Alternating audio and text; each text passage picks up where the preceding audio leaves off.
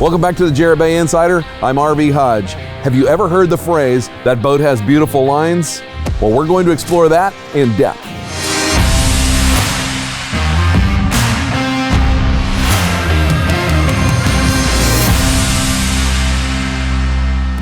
We're in the cockpit of the yet-to-be-named, soon-to-be-launched Hull 65, and as you can see, the details are starting to come together in this construction. Our teak border for our cockpit deck is happening, a lot of our paintwork is completed, and the main event for today is the teak coaming. As you can see, this coaming has a kind of a pillowed shape to it.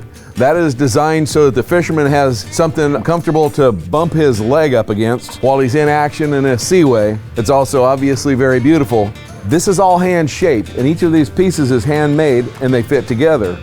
The real complexity comes in when we get to a compound curve like what Ron's working on right here. That is definitely for an advanced craftsman to do, because not only is it shaped this way, but it is shaped into somewhat of an S curve, and it has to match the boat. When it's all said and done, you'll have to hunt for the seams. Welcome to the salon of Hull 65.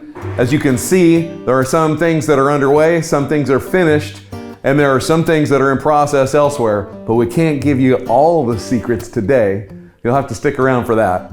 But we have a viewer comment that we'd like to share with you. This is from DC Photog on YouTube, and he says, 90-foot Jarrett Bay is a dream boat of mine. Can't wait to see more of your masterpiece come to life. Well, DC Photog, I hope you get your 90-foot Jarrett Bay someday. In the meantime, we're going to look at the 90-footer we have under construction right now. We're standing at the bow of the 90-foot Jarrett Bay hull number 68. As you can see, we've just gotten started standing up the stations. Now earlier on, we alluded to the term beautiful lines. People say that all the time, that boat has beautiful lines.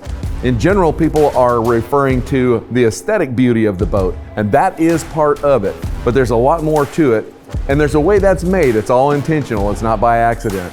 When I'm talking about stations, I'm referring to the transverse structures that define the shape of the boat side to side, top to bottom. These parts are all cut on a CNC machine, and they're exactly spaced. Generally, our spacing is 32 inches apart. In the first 8 stations, we go 16 inches apart. There's a lot of shape that takes place in this zone, and so that gives us the ability to more accurately transition as we're building.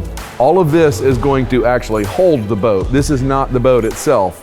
Each of them is cut to receive the lumber that is going to be the shape. In this case, it'll be the stem. There will be rib bands, chine notches, stringer notches. Each station is cut specifically so that those components will land at the exact right place to give us the shape we want on the outside.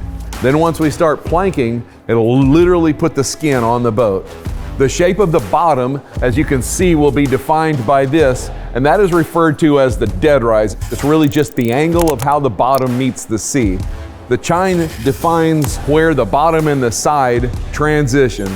As we transition from the bottom to the sides of the boat, this shape, these angles, and this shape is called the flam. Here on the forward section, we come from the sides where we rotate our sweep into a flare. And this is where the term Carolina flare comes from. Back in the day, all of these components were made by hand. They were drawn by hand, the measurements were taken off by hand, they were translated onto wood by hand, they were sawn by hand, sanded and shaped by hand. And as you can imagine, the boats that were on paper didn't necessarily become the boat that hit the water. But now, with the modern CNC technology, everything that is drawn on paper is what hits the water. The term boat building conjures up images of a shop full of dust, a lot of guys making noise with planers and grinders, and a kind of a gritty environment. Well, you're going to want to tune in next time as we explore how we're using technology. And we'll catch you next time.